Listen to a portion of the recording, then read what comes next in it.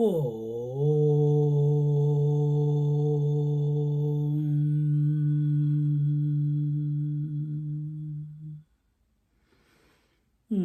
Brahma, Gurur Vishnu, Gurur Devo Maheshwaraha, Guru Sakshat Param Brahma, Tasmai Shri Gurave Namaha, Tasmai Shri Gurave Namaha. सदाशिवसमारम्भां शङ्कराचार्यमध्यमाम् अस्मदाचार्यपर्यन्तां वन्दे गुरुपरम्पराम् वन्दे गुरुपरम्पराम् वन्दे गुरुपरम्पराम्. So we are in Katha Upanishad, conversation with death of the Nachiketa, the young aspirant, the young seeker, and it is important to be young because when you are young, you are inspired, you are motivated, the future is bright, and same way we should feel. You don't feel old that now everything is gone by, time is past, now nothing can be changed. I'm a gone case, I am a hopeless case. But so that I don't go into depression, I continue to come to the satsang. That should not be the attitude. We should be on fire like the young kids. So this is what we have to invoke the Nachiketa within us. We have to invoke the Nachiketa, who is absolutely clear what he wants in life. Not getting distracted by anything. And we saw the 6th verse last week. Indriyanam pruthak bhavam udayastamayau chayata pruthak utpadyamananam matva dhiro na shochati. Correct? This one we have to do now. Bhashya? Usha? Correct? Yes, Swamiji.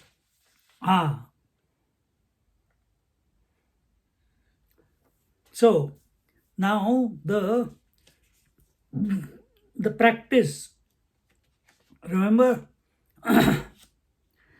with the knowledge we raise ourselves to the truth, to thinking of the truth, in contemplating on the truth, in becoming clear about what the truth is to the best of our thinking ability, become convinced, have faith, commit.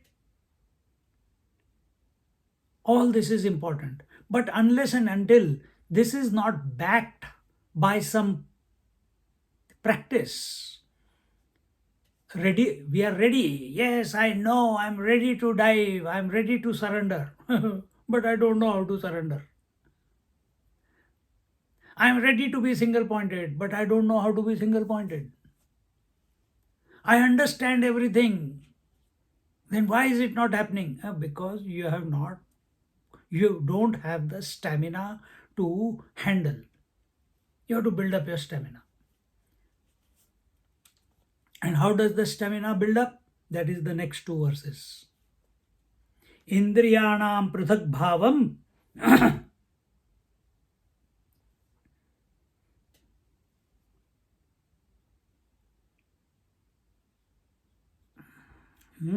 Indriyanam pruthak bhavam udayastamayau chayata pruthak utpadyamananam matva dhiro na shochati. Here he says that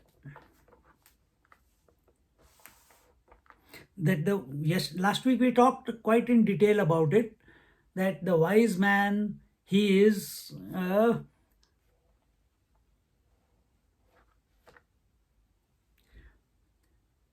Pruthak means separate. What are the separate? All the 5 elements are separate. Space, air, fire, water, earth. These are 5 separate distinct elements, yet they are part of one. They come across in this body, they are all together. So these different uh, uh, five elements appear as the five senses, the indriyas, the indriyanam. That is what was told. Indriyanam pruthak bhavam. So from these five senses, five elements, the five senses have been created, and each one has its unique field of operation, and and this field of operation for each sense happens as involvement and withdrawal, utpatti pralaya. So now you are looking at me, after some time you will blink. So when your eyes were open, I was available. When your eyes are blinking and they are closed, I am unavailable. So when I was available, you were involved. When your eyes closed, I am not available to you. This form is not available to you. Similarly, the words that are coming to you, when the word comes to the eardrum, it's available. Then there is a gap. Then there is no word available. Then again one word is available. Next word is available. This way, all the senses are functioning. And why to talk about senses? Even the mind is functioning like that. Because one thought comes, then there is a gap, then the next thought comes, then there is a gap, then the next thought comes. Come one level down between senses and the mind, you got the breath, in breath, then there is a gap, then there is out breath, then there is a gap, then there is in breath, there is a gap. That is called the joining period. So this way, everything, here we are just talking about the indriyas. The teacher has already sussed out the student that he doesn't need, he has already tested him, that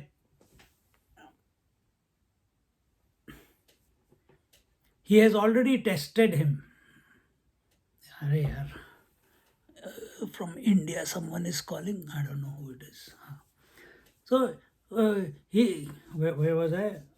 He has already tested the student when he said, I'll give you the world, I'll give you the immortality, I'll give you, but that immortality was relative. And you can die when you want, I'll give you the wealth, I'll give you the chariots, I'll give you the maidens, I'll give you whatever you want. But the student was pakka. He didn't succumb to anything of it. So here, the teacher in these verses, he's not interested in revisiting what he has already seen in his student, in the preparation of the student. He doesn't need to work out what the world, oh, sir, every now and then the anger comes, sometimes I get depressed for that. He has sorted it all out. The student has already sorted that out. He is only focused on the truth, nothing else but the truth, to the exclusion of everything else. And therefore, the teacher here in these two, first he talked about the truth, and now he's talking about how to, if you are falling short, where are you lacking? Or what vision you need to develop within yourself? What practice you need to do? And that practice is not karma yoga in the world. You don't need to improve the world. You don't need to be an environmentalist. You don't have to divorce or marry. You don't have children or no children. You don't have to be in India or Australia. Wherever you are. And you don't need to do yoga and pranayam. Straight away, indriyas. Indriyanam pruthak bhavam. Recognize that each of these senses is a product of the five elements out of which the whole universe is created. And each space, what is the quality of space? Sound. Because of that sound, what has appeared here? Ears. So the listening ability coexists with the sound in the world. Which is the sound in the space? It is the unstruck sound. Then in the air, what is the quality? The touch and the sound. The air makes the sound when it is moving, swooshing sound, and the air can make you dry. So because of that, the skin came. What coexists? The moment skin came, that very moment, the feeling, all the things that can make you feel at the skin level, that came. Then at the level of fire, the quality of the space plus quality of the air plus its own quality. So fire crackles, the sound, the fire is hot, that is the air element, feeling. And what is the quality of the fire? Yes, it is hot, but it is also having a form. It is also of the nature of light. And because of that fire element within us, within this body, the eyes came about. And when the eyes came about, at the same time, the colors and forms in the world were appeared. So that otherwise you have the vision, but no colors and forms, what is the point? No point. Then you will be in samadhi from birth. No thoughts, nothing to associate with. Same way with the water element came the tongue, all the four elements before, three elements qualities plus its own quality, the taste. So that appeared here as tongue, the water, and because of that all the tastes came outside. All the everything. Not necessarily food. You can even taste the soles of your shoe. That is also taste. So, and then the last one, the earth, which has all the four qualities of the previous elements. It is the grossest, and its own quality is smell. With that came the nose, the ability to smell, and the quality of all the fragrances and smells and everything that it can interact with. So in this way, understand indriyanam pratak bhavam, and each of the senses functions only in its own sphere of operation. It cannot interpolate. I've got two eyes. Arey yaar, here you are two of them. Why don't we exchange our roles for some time? It will not happen. It will not happen. So eyes will do only what they are supposed to. The tongue will do only what it is supposed to. And if one of the organs doesn't work, some other organ sense becomes enhanced. That's all. But because it has got enhanced, it doesn't mean that the organ which is failing, you will get that quality into the other senses. It will not happen.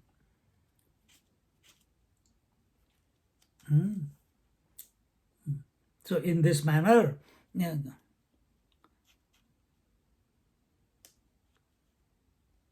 So in this way, the wise people understand that the five elements alone are expressing as the five senses, and those five senses are with reference to or coexisting with the stimuli that are present in the world for each individual sense, and therefore recognizing this, no sadhana, only recognition. This is how you build up your ability. Recognizing this, the wise man does not suffer. The wise man does not grieve. The wise man does not become miserable. So catch yourself now. I just had idli sambar, and my mom always says, how was it? And if I, every time, every day I have to say it was good. Can you imagine my misery? Even if it is not, it is tasty, I'm not saying that. But every day, and sometimes I just play the game. I said, nah, I don't know. No, you eating and you're not telling me.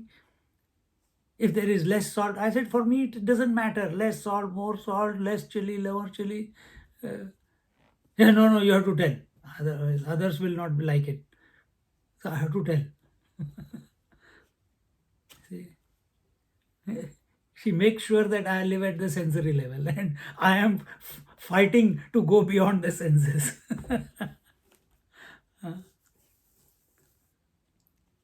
So here, having said this, Indriyanam Shrotradinam, this is the Bhashya now.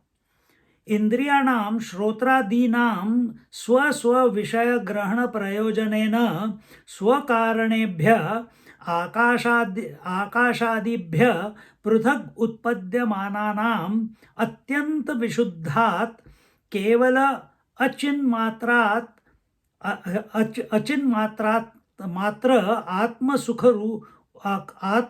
रूपात् पृथक भावम. It's one sentence, okay. Pruthak bhavam. So what is basically what I have already told you, but let's read what it says. Indriyanam shrotradinam, the various senses like listening, etc. Shrotradi, the ears, etc. Swa swa vishaya grahana prayojanena, with their purpose of each individual purpose. Swaswa, their own Vishaya Grahana. Vishaya is the object of association. So eyes will associate with color and form, the ears will associate with sound, etc. So as a grahana, to grasp those stimuli, that is the purpose. Swakaranebhya, and they are and what is the cause of all this? The cause is, for example, I have already given you in detail that the cause of the sound is the space. The cause of touch is the air. The cause of form and color is and light is the fire. The cause of taste is the water, and the cause of smell is the earth element. So earth element itself, the earth element itself has become the subtle and the gross. So gross outside and the subtle in here. So it has become the stimuli and the illuminator of the stimuli. So stimuli is color and form, and the illuminator of that stimuli, color and form, is the vision, the eyes. Similarly, the stimuli is the sound, and the illuminator of that sound is the ears. And this way, he's saying, you look at everything. Each one is having its cause, akashadi bhya pruthak utpadyamananam. Akashadi means space, etc. So those 5 elements: space, air, fire, water, earth. And from each one of them, each sense is comes about.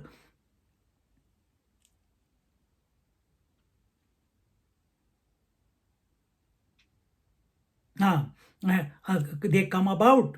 So what do we understand from here, just before we go ahead reading the Bhashya? That the senses, the sense stimuli are nothing but expressions of the 5 elements. Just like the wife, the mother, the daughter is an expression of nothing but the woman. Right? The day and night are due to the sun, just as cause and effect we are talking about. So that element alone has as if become two, just like consciousness as if has become subject and object. Remember that dichotomy of the consciousness? Exactly the same way.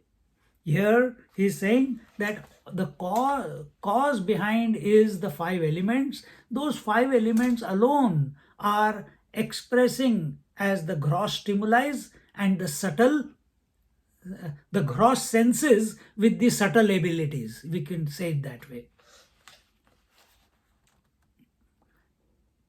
And here it says, उत्पद्यमानानाम अत्यंत विशुद्धात् केवल चिन्मात्रात् केवल चिन्मात्र आत्म आत्मस्वरूपात् आत्मस्वरूपात् पृथक् भावं स्वभाव विलक्षण आत्मकतां तथा तेषाम् एवेन्द्रियाणाम् उदयास्तमयौ च उत्पत्ति प्रलयौ जगत् स्वापावस्था जाग्रत जग्रत स्वापावस्थापेक्षया न आत्मन इति मत्वा ज्ञात्वा विवेकतः धीरः धीमान् न शोचति. So we are talking about how the wise man is thinking. That was the verse, that the wise man thinks that the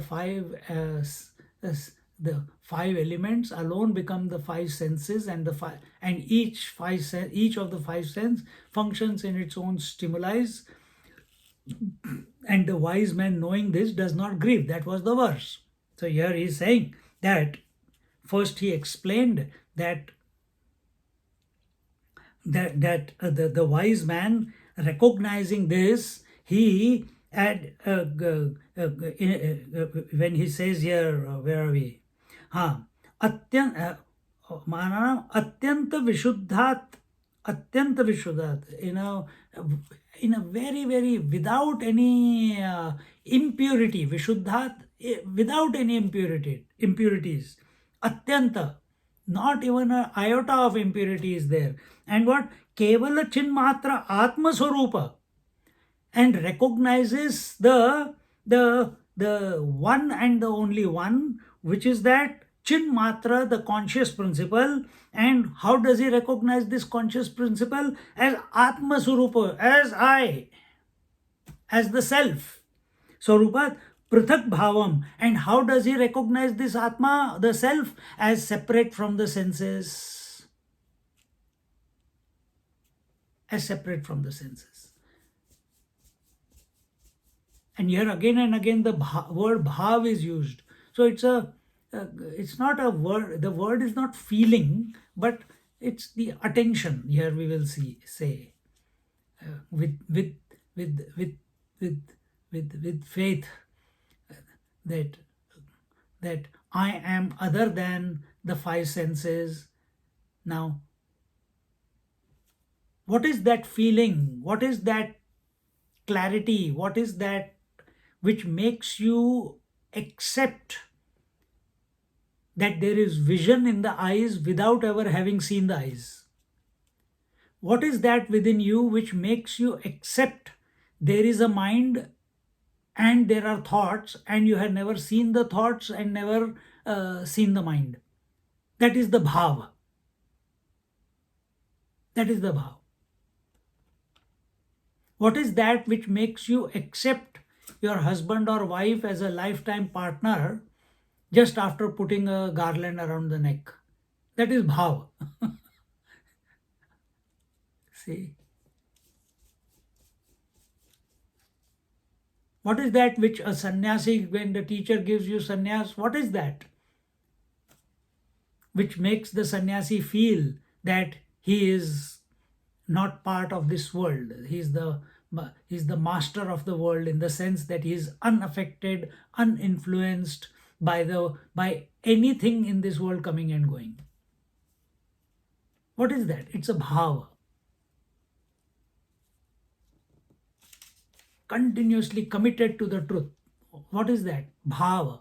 The more the bhava, the greater the commitment. Greater the commitment, some very quickly absorption will come, because that intense bhav will make you drop everything else except that one which you are seeking or you want to be one with. See?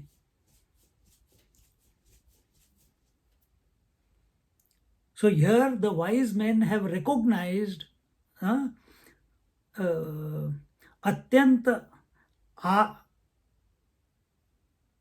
अत्यंत विशुद्धात् केवल अचिन्मात्र Atma swarupat pruthak bhavam. So that these senses, they are separate to that one without a second. They are separate to that conscious principle, because consciousness is self is atma is conscious, self is conscious. The senses are not conscious. Senses are inert. A dead man also has the senses. They are not functioning. That is a different matter.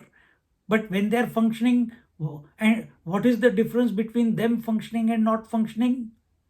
The consciousness was expressing through them, then they are functioning. When consciousness is not functioning, then the senses can be seen, but they are uh, what do you call, inert.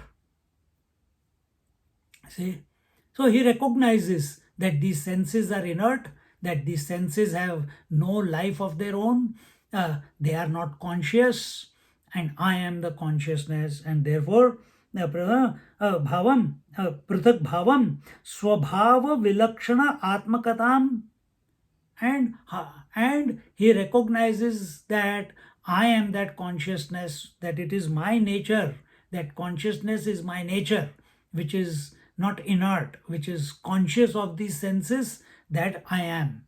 And thinking in this manner, then tesham evendriyanam udayastamayau chotpatti pralayau, and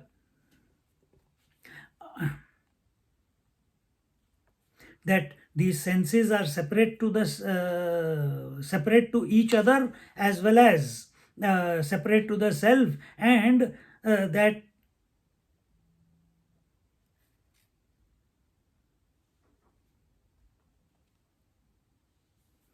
that that what are we talking about? And that the waking and the dream, compared to the waking and dream, these indriyas, they rise and fall, and they become alive, and they manifest and they unmanifest, uh, and that is their nature. And they become gross manifest in waking, and they become subtle manifest in dream. Because in dream also you got the five senses, in waking also you got the five senses. So are you seeing with the same face, with the same nose, with the same age and body in the dream? No, you have a different body there. So there, what is the five senses? They are subtle. What is the five senses here? They are gross. And what is their nature? Utpatti pralaya. Utpatti, manifestation, and pralaya, unmanifestation. And the other words used were udaya and udayastamaya. Udaya means that they arise and then they subside. And this is the nature of all the five senses. We can use the mind also in that if you want. And understanding this, how to understand this? With proper discrimination. The wise man with proper discrimination understands this, and what does he understand? That all these udaya, tamaya, utpatti, pralaya, that they come from the five elements. Five element is itself becoming the senses and the stimuli, that they are, each one is functioning in its own sphere of functioning. Each sense has its own particular association. It cannot cross pollinate uh, as regards the stimuli, and he catches this. This is the principle. We are not into what I want to see from my ears. No, you can't. Why can't I? Then go climb a tree. For everything there is no why. You can't. Simple as that. So he is proper. He is alert. The wise man is alert. The wise man is, his attention is, this is his mindset, with regards to the five elements and the five senses and the stimuli. What is ours? We sit in the car and we look at the phone and we say, I want banana fritters with ice cream. And then we go and look for one shop and then we go and eat it. And then afterwards we complain, I should not have eaten, we could have shared one and then it would have been fine. See? This is our lot. Not witnessing, not alert, succumbing to the desire, and making sure that the desire gets fulfilled. Otherwise, who is going to live in misery till we get that banana fritters with ice cream?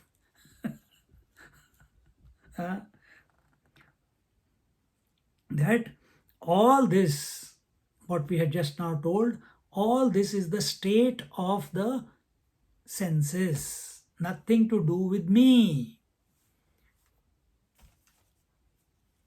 Nothing to do with me. What is heat and cold? Where do you feel heat and cold? At the skin level. Where do you feel, I like this beautiful figure and I don't like this beautiful figure? Eyes. Eyes are illuminating, no? Yes, that is getting processed in the mind, that's a different matter. But that form is being seen by the eyes. I don't interfere in that because this is going to continue. I can't fight. See no evil, hear no evil, talk no evil, smell no evil. How can you? World is made up of all the opposites. How long I'm going to run away from the world? Run towards the good and run away from the bad. How long I'm going to do that? And I don't have it in my control. What comes to me, whatever world throws, I have to just deal with it. Is there a smarter way? This is the smarter way. Recognize everything is of the five elements. I got nothing to do with it. I am separate to the five senses. Story over. Let anything come in front of the eyes. Let any sound come to the ear. Let any smell come. Recognize the nature of the senses. They are impermanent. They are coming and going. They arise and they subside. They manifest and they unmanifest. When you wake up, the waking senses manifest. Then you go to sleep. Then the dream senses manifest. Then you go to deeper sleep. Then they also become unmanifest. So continuously this is going on every day. The wise man does not get disturbed on account of the senses or the sense stimuli. And the way to not be disturbed by them is thinking in this manner. This is the instruction that the teacher is giving Nachiketa. And he says that these states are of the five senses and they are not of the Atma. Here, no, where? न आत्मन इति सत्वा ज्ञात्वा विवेकतः धीरः धीमान् न शोचति. So that they are not of Atma, and the wise, intelligent person. And who is this wise person? He is not a saint, not necessarily a saint. You practice this discrimination when it suits you. In life. If you have to teach the child, you will become wise. But when it comes to yourself, you will succumb to the ice cream. See? So, here he says that this dhira buddhiman, vivekataha, the one who is discriminating, this wise man who is discontinuously discriminating, dhiraha, who is steady in his wisdom, and dhiman na shochati, and he does not become miserable, or misery only comes when you like or dislike. Then what you like, if you don't get, you become miserable. And what you don't like, if it comes to you and you have got no choice to push it away, then also you become miserable. So point is, we are miserable on both the accounts.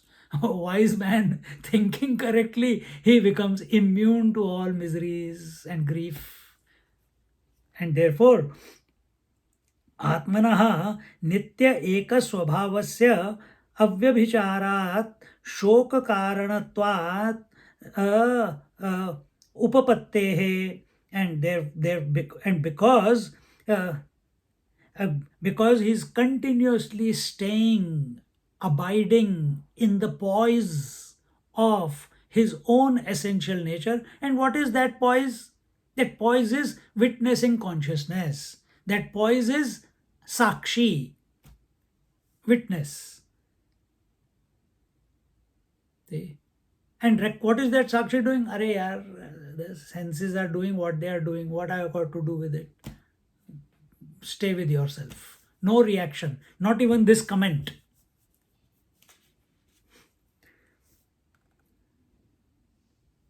And as a result, the Atma, it never falls down from its status of purity, and therefore never becomes miserable.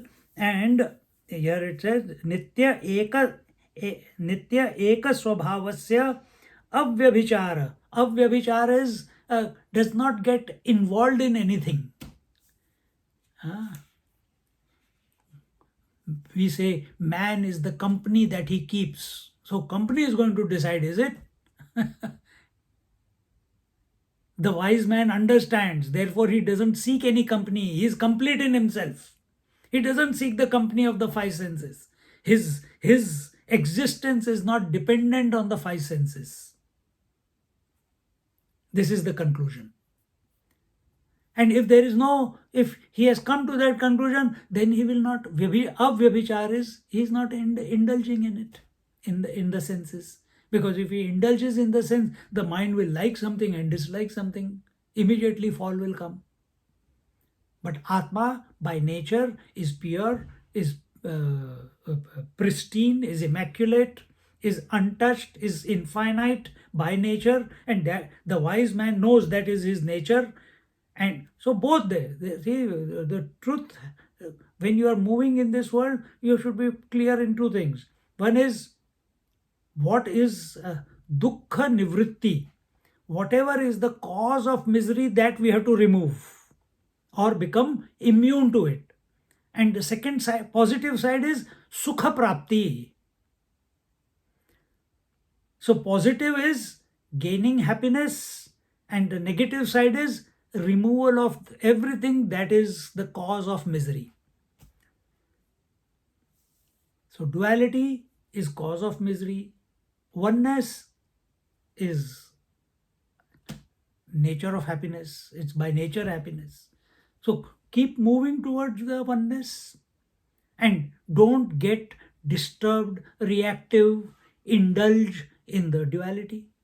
And what is the duality? Vision, name and form, ears, sound, etc., etc. Don't get disturbed.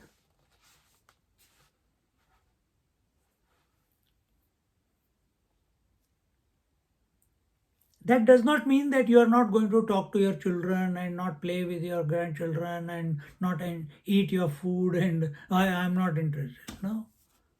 Maintain the poise. Maintain the poise inside.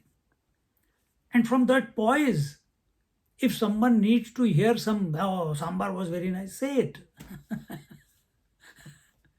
But you don't have a desire and register that taste,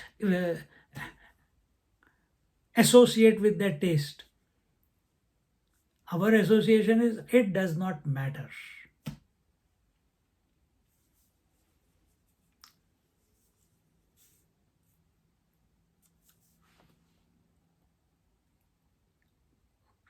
Therefore, because the Atma is complete in itself and it does not need to indulge in anything to be complete, therefore, there is no question of grief for the Atma. This is the way the wise think. Oh, excuse me. Upapattehe, there is no arising of grief for the Atma. That is what is told. Tathacha Shrutyantaram Tarati Shokam Atmavit Chandogya Upanishad iti. And in Chandogya Upanishad it is said Tarati. Tarati means he crosses over. What does he cross over? Shokam Atmavita. The one who knows the Atma, he crosses over. He is not affected by the shoka, that is the grief. This is the sign. So as we are moving in our life, this is another way to assess ourselves. Are we becoming touch me not, or are we becoming rhinoceros skin? Nothing gets up.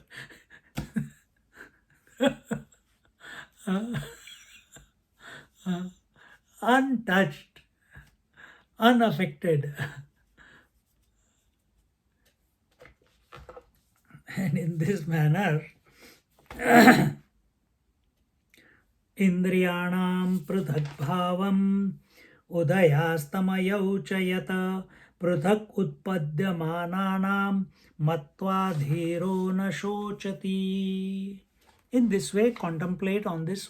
The teacher is saying to Nachiket that you contemplate about the Atma and the world in this manner. Because what is world? Nothing except what your senses are experiencing, isn't it?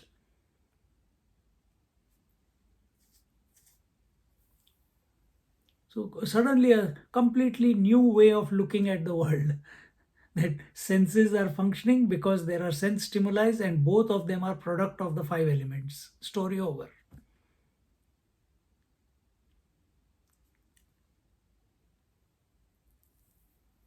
This whole journey, this whole verse is talking about, is for the seeker who feels that he's still in the world, he's still the body, he's still the senses, and he's still the mind. So, and he's looking for ways how to go beyond in spite of them. You cannot take your eyes out and say, I don't see anymore now. No colors and forms will disturb me. You don't pierce your eardrum and say, now the sounds will not disturb me anymore. That is foolishness, isn't it? So there must be some intelligent way. This is the intelligent way. This must be practiced when? Not jumme ke jumme. Every moment.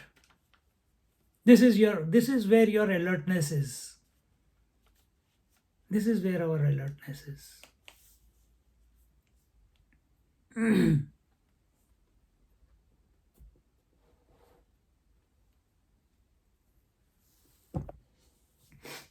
Senses are eternally changing, including the mind, which is not mentioned here, and the Atma is never changing. It's ever the constant.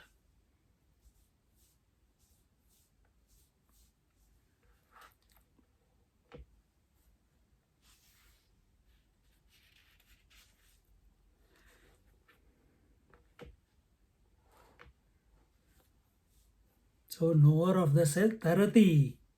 What is tarati shokam atmavita? The knower of the self goes beyond misery and grief. Continuing, यस्माद् आत्मन इंद्रियाणाम पृथक भाव उक्तो न असौ बहिरधि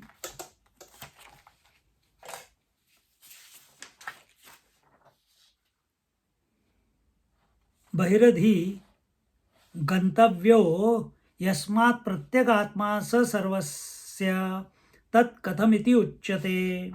He says,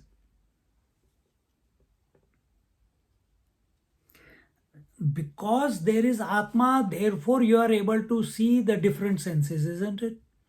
Because there is the consciousness, therefore you are able to see the differences in the five senses or the six senses, including the mind, and you are able to come to recognize that Each one has its own field of operation, etc., etc., what was told before in the previous verse. Yeah. So, is that Atma that which is knowing the differences in the five senses, is it outside or is it within?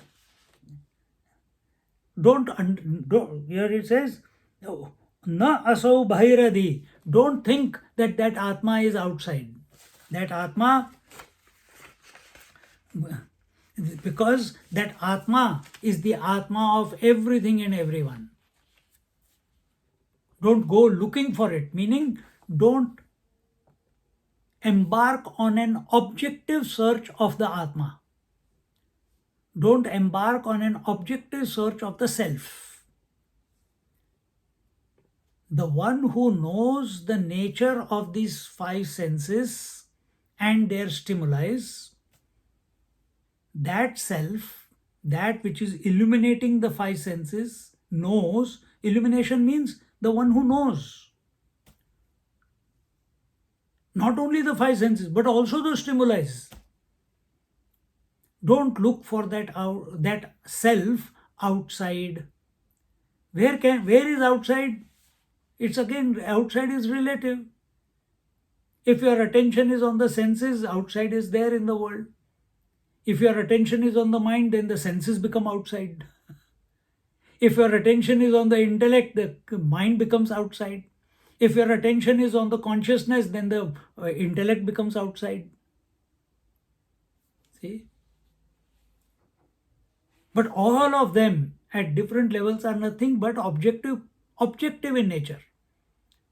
So if you are searching for Atma as an experience, as a thought, as a feeling, if you are searching self as a feeling, experience, thought, etc.,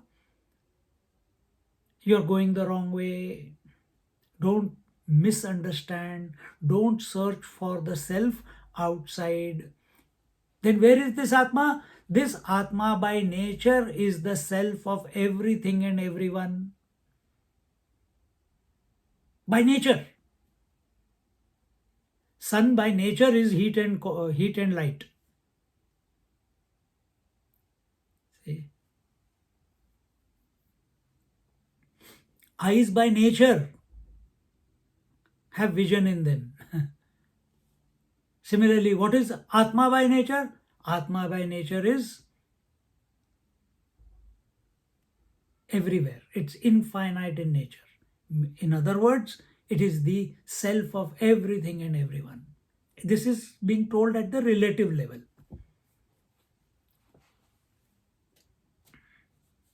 It is the inner self of everything. What do you mean by everything? Every object's inner self will be existence. And the inner self of every living thing will be the consciousness. Excuse me.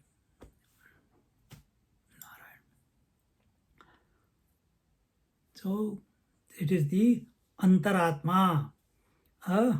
Gantavya yasmat pratyagatma is the immediate self of everything.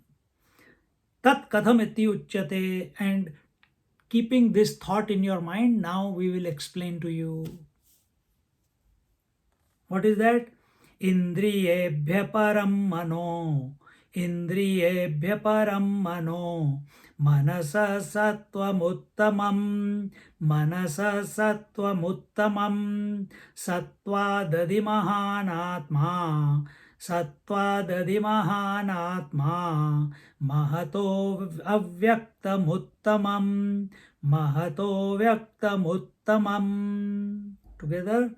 Indriyebhya param mano. Manasa sattvam sattvadadi mahanatma. Mahato vyaktam uttamam. And what I just told you, the relative, what is outside. See, I didn't read the verse. Even before coming to the class, I did not read. But that connecting bhashya, immediately the thought automatically goes in that direction. That compared to the mind, the senses are outside. Compared to the intellect, the mind is outside. The same thing, the same thought is coming. Indriyebhya param mano. Beyond the senses is the mind. Manasa sattvam uttamam. Beyond or greater than the senses is the mind. What do you mean by greater? What do you mean by more transcendent to senses is the mind? What do you mean by more subtler than the senses is the mind? What does it denote? More expansive. Yes, exactly. Mind is more expansive. Mind is more expansive than the senses. Intellect is more expansive than the mind. Mind is subtler than the senses. Intellect is subtler than the mind. See? Param manaha. It's greater. That which is subtler and more expansive is greater. So, greater than the senses.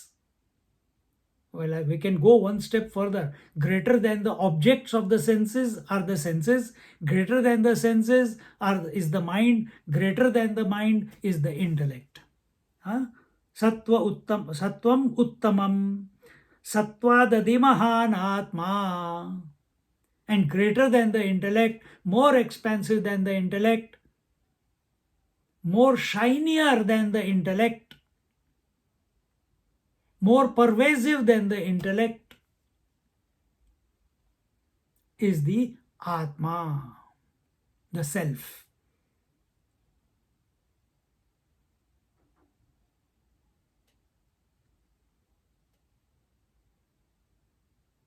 Sorry, I take my words back. There is one step in between, and that is manasa sattvam uttamam sattvadadi mahan atma. Mahan atma is the total intellect. Mahatma is the total intellect. That is, here it is told as Mahan Atma. Mahan Atma is Mahat Tattva. Mahat Tattva is that golden womb. The consciousness in the golden womb is called as Mahat Tattva. Okay. Because when you are following the path of the world, your attention is not on the self at the moment. Your attention is, where did this world come from, man?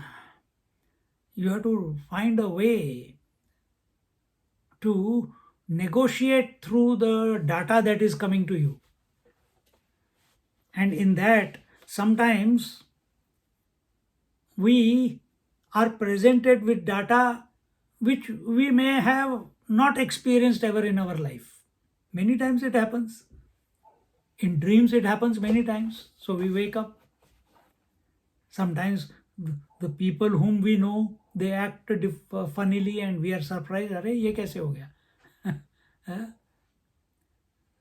So, same way, here, when he says that more greater than the individual intellect is the total intellect, and greater and more pervasive than the total intellect is the unmanifest, avyaktam uttamam. What is that avyakta? Now Navratri is going on. That goddess is the avyakta, Moola Prakriti, empirical energy, Shakti.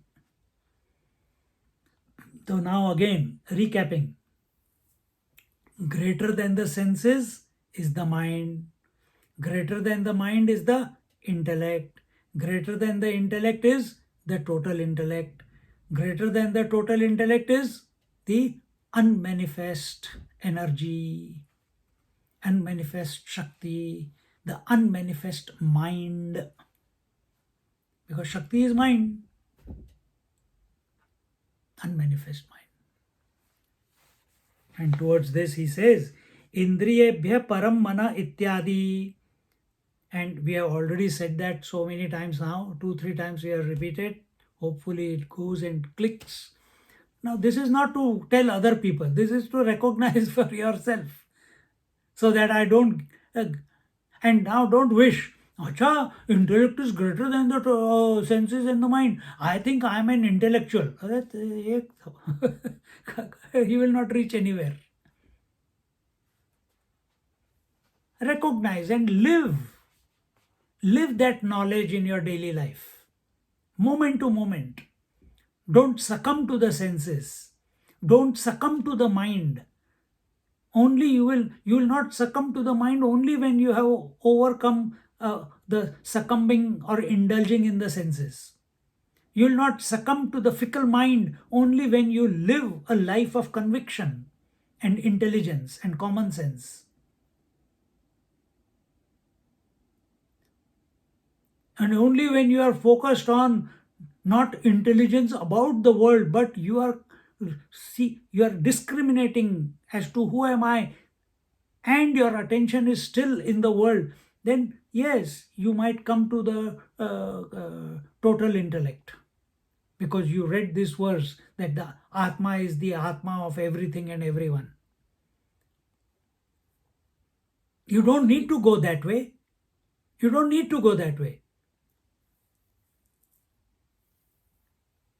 But must know what not to go to.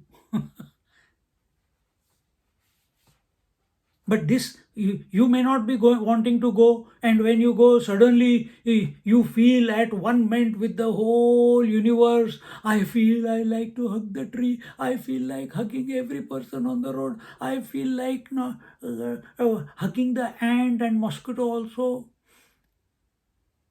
Everything is so beautiful, and it becomes overwhelming sometimes for some people. Then they have lost the plot, because their attention goes in this overwhelming experience of love, but their attention is not on the self, which is the witness. Therefore, this has to be told that this interim step, this only happens. You go to Mahat Tattva, the total intellect, only if our attention is not on the self, our attention is on the world. If we are doing step by step liberation, if we can use that word, step by step, then you will not go directly. You will go via this pathway. If you want to understand, or just for understanding sake also, you need to understand that this is the when your attention is on the world and you are looking for an experience, when you are looking, searching the self in its objectively, then you will go from individual intellect to total intellect, from total intellect to unmanifest intellect. Unmanifest mind, if I can use that word, which is silence, which is emptiness, which is. And this is the maximum you can get to, Mula Prakriti. Something must shift. So then you can seek the grace of the Mula, the unmanifest Shakti, the power, that please present me to the divine. Please take me to the divine. Please reveal me the divine. Because world is nothing but the play of that energy. The energy alone has become the matter, and matter dissolved is energy. And what is this? From senses to the mind to the intellect to the total intellect, it is nothing but dissolution of matter, from gross to subtle to unmanifest.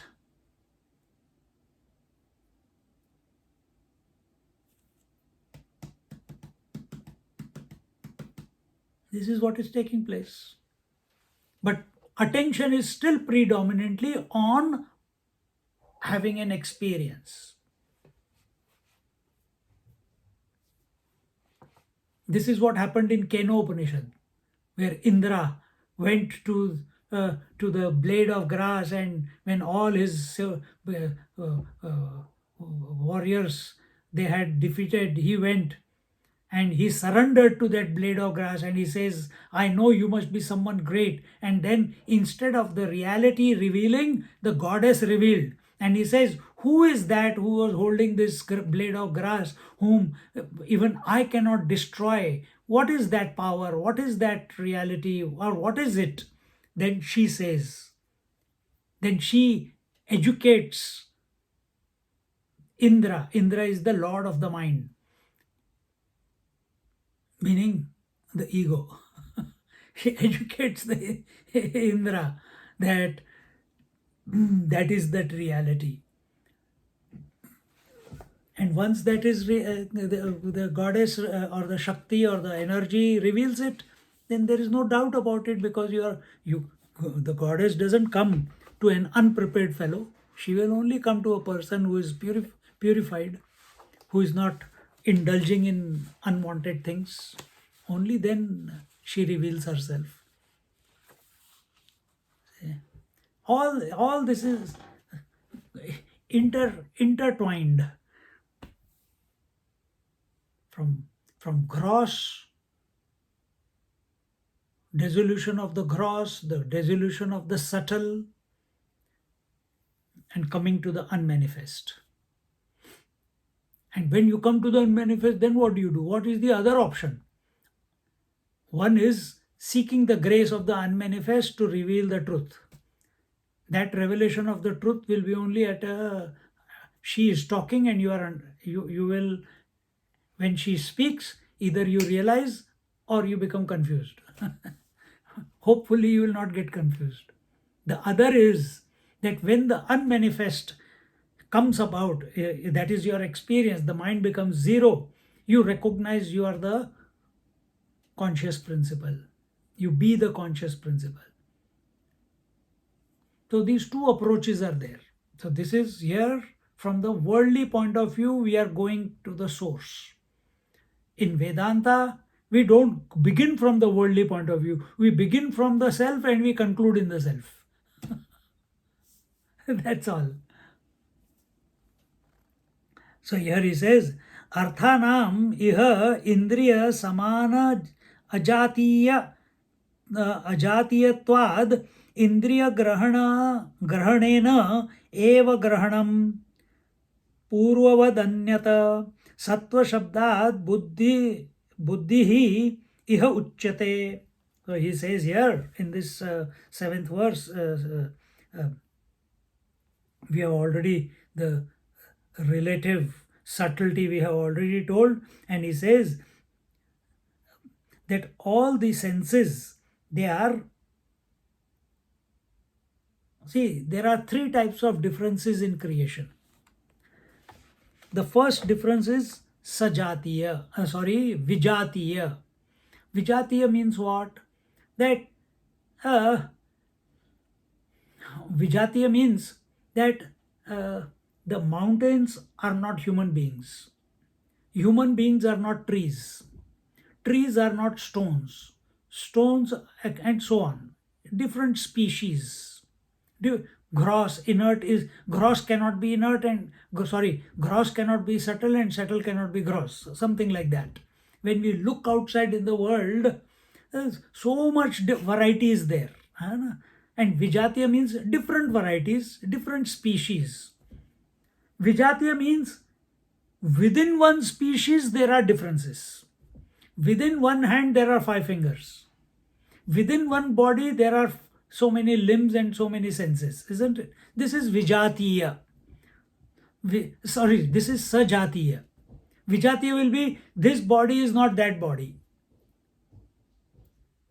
But within one body, sajatiya, within one body, there are so many differences. But they are expressions of that one body. Understand? So similarly, all the senses are differences of that one. All the differences, all the different colors and forms,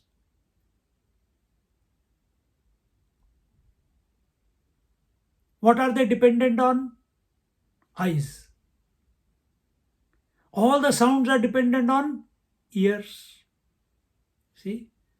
All the all the differences in this body are dependent on the body. Sajatiya. So here he says that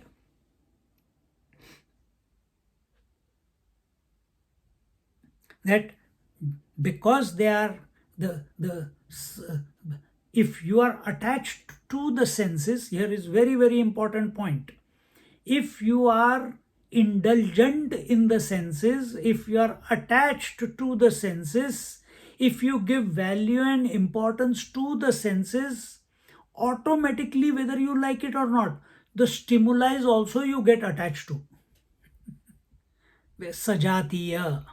The eyes alone have become all the colors and forms. This ear alone has become all the sounds. So, oh, no. If you get attached to any of the five senses, automatically the stimuli will come and hijack your attention. If you become attached to your mind, whether you like it or not, the thoughts will come and hijack you, take you into reverie, imagination, dreaming, emotionalism. See? So when we accept that we are the senses, automatically here he says that we, whether we like it or not, we are accepting the sense stimuli also. It is a foregone conclusion. If you accept the senses, sense stimuli are also accepted. If you get attached to senses, it's a foregone conclusion that you are attached to the sense stimuli also, because their sense stimuli are not separate from the senses. Very, very important point, worthy of contemplation. Swamiji, can I ask a question? Why do we get attached to one specific sense? Because you have given value to it. Don't give value to it. Okay. Find the fault in it. If you find yourself succumbing to it again and again, then you have to find the fault. But here we are not into finding the fault.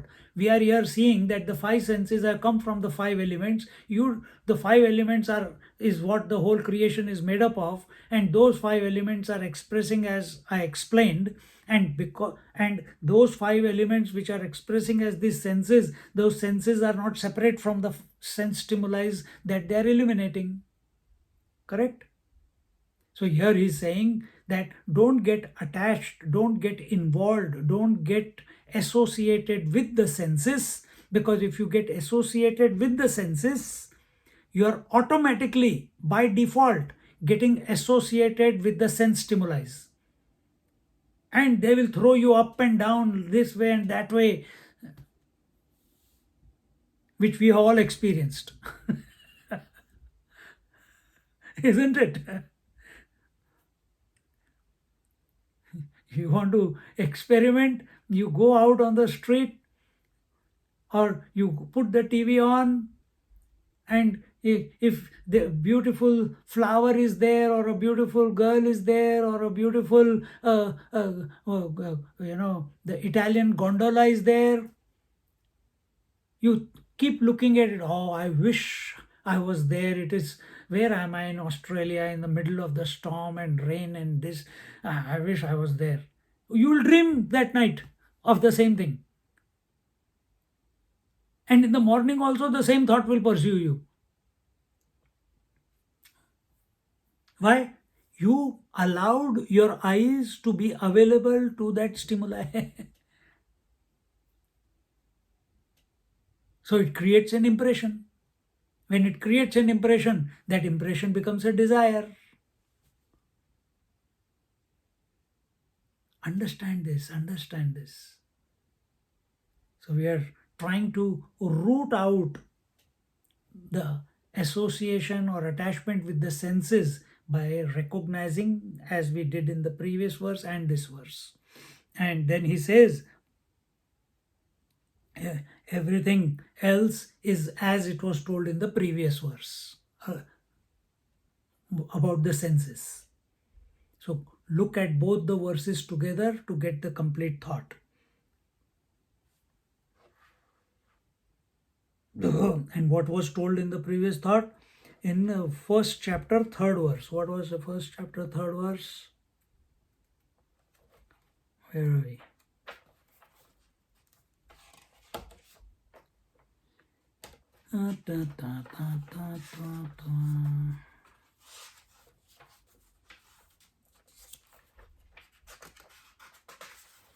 Third verse said,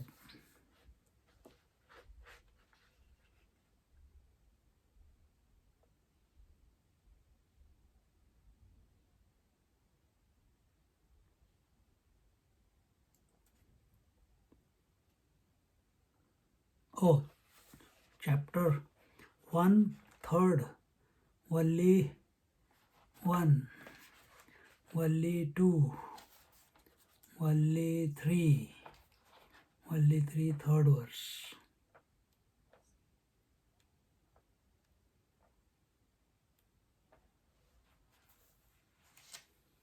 आत्मानं रथिनं विद्धि शरीरं रथमेव तु बुद्धिं तु सारथिं विद्धि मनप्रग्रहमेव च.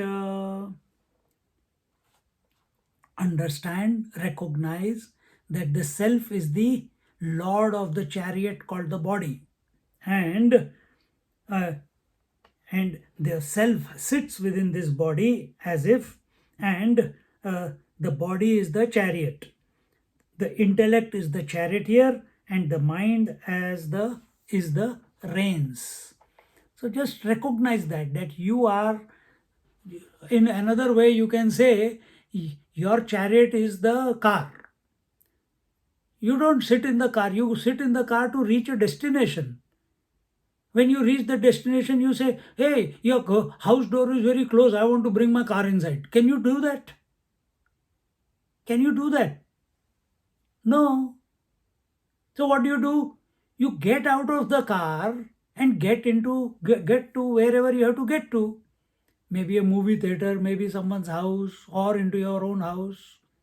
But you leave the car outside.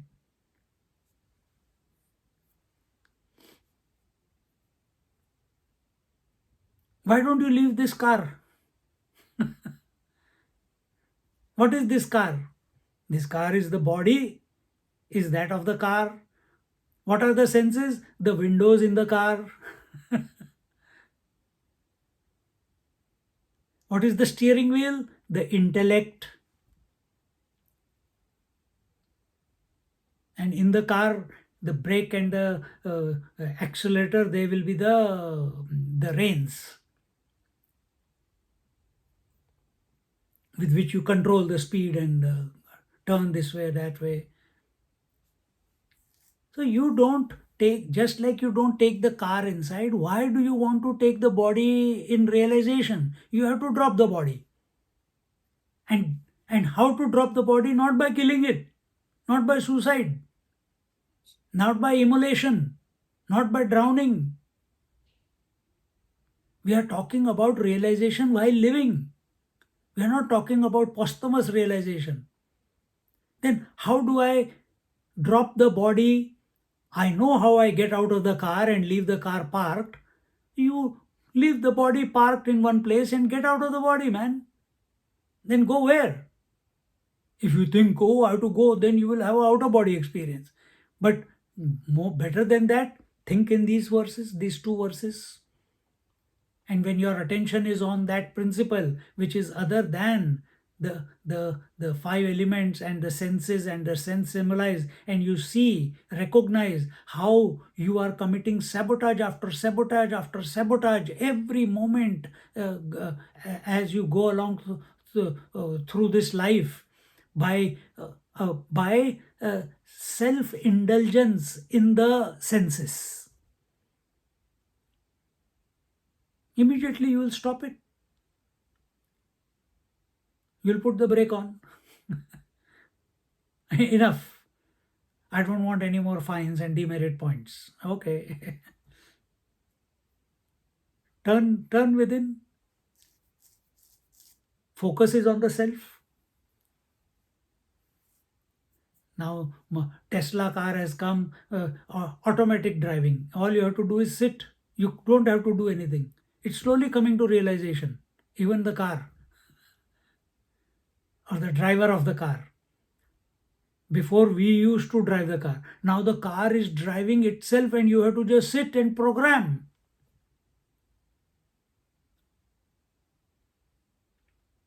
That's what we are telling. You are the Atma. When he says Atmanam Rathinam Vidhi, the Atma, the self, is the lord of the car or the chariot.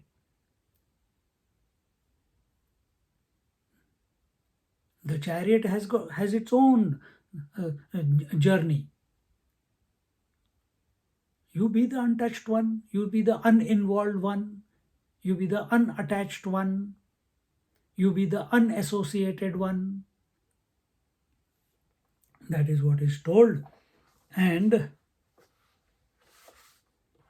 here it is said, Sattva Shabdat Buddhi hi uchyate, iha uchyate.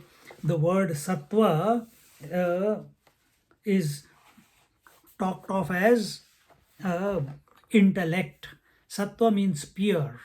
By the time you have recognized that greater than the senses is the mind and greater than the mind is the intellect, when you come to this conclusion without wavering, you have reached a great level of purity within yourself.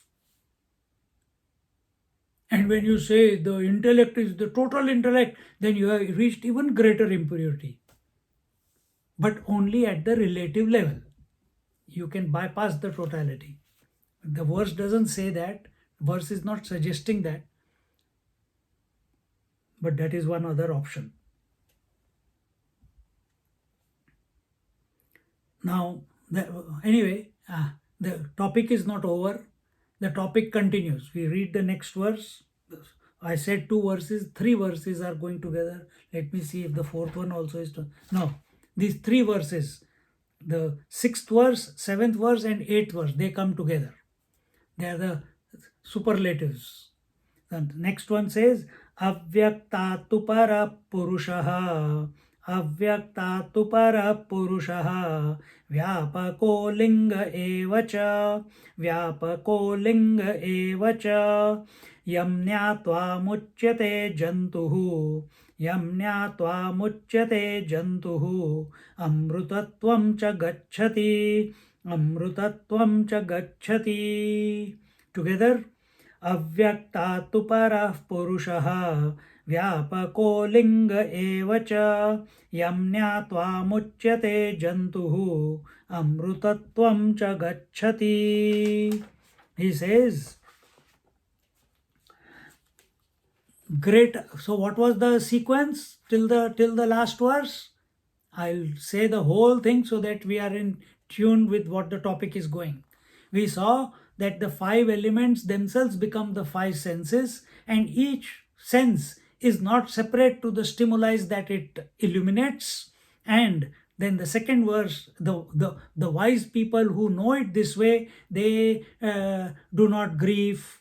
Then it was told in the 7th verse that the greater than the senses is the mind, greater than the mind is the intellect, greater than the intellect is the total intellect, and greater than the total intellect is the unmanifest. Now it is telling greater than the unmanifest, avyaktat tu parapurushaha. Greater than the unmanifest is the Purusha, is the supreme person, is the self. Purushaha vyapako alinga evacha. And that, because I can see the senses, they have a form. I can see the mind because there are thoughts coming and going. I can see the intellect because thought comes. I can see the void, unmanifest, absence of everything that is unmanifest. Greater than this unmanifest is the supreme person, is the Atma. And here it says that Atma, Vyapako, Vyapakaha. It is all pervasive. Erling and Erlinga Evacha. And it has got no form. So don't try to seek a form for the self. See how beautiful. Step by step. Yam Nyatva Muchyate Jantuhu. And all the beings who come to know this self in this particular manner. This is one way. In this manner, Amrutatvam cha gacchati, they attain to immortality. How beautiful.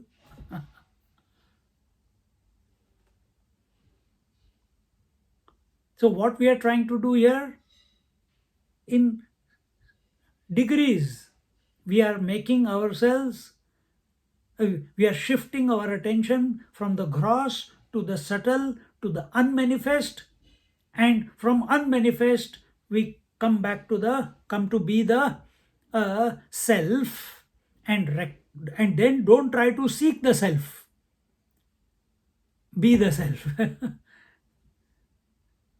Don't try to objectively search for the self, be the self. Why? Because self is formless, attributeless, qualityless, and being of such a nature, it is all pervasive. It is a center without circumference, meaning it is center everywhere.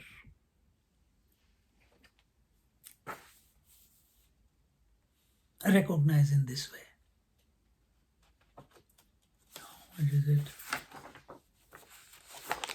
We'll see the Bhashya in the next class. Thought is complete.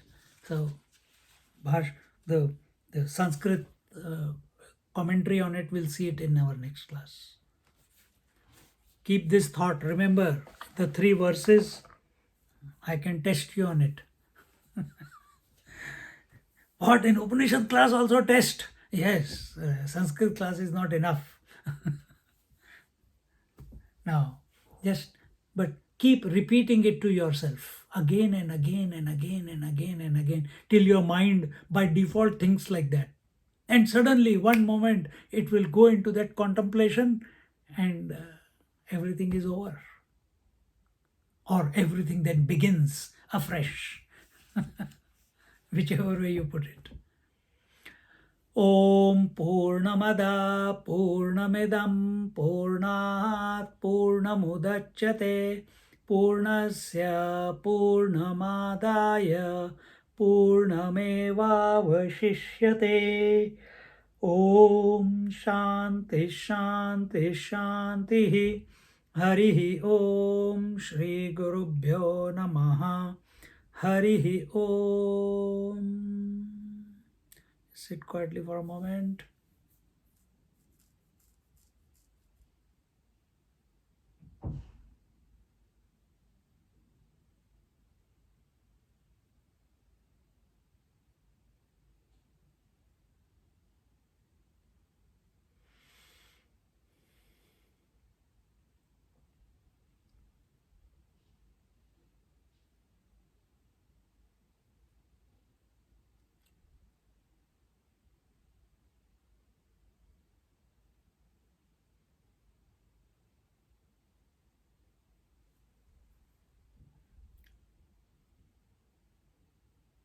Hari Om.